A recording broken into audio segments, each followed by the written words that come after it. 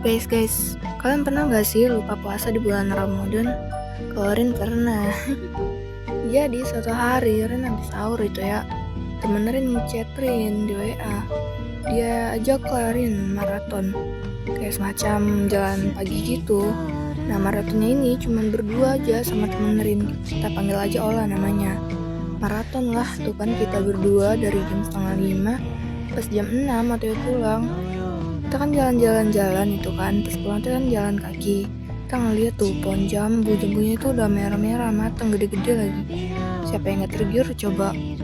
Nah, Rin diajak Ola tuh ngambil jambu, terus kata Rin, ayo.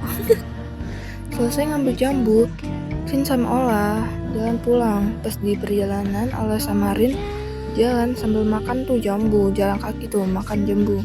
Terus lah orang Sunda depan kita dua, dia bilang, nggak puasa, Neng.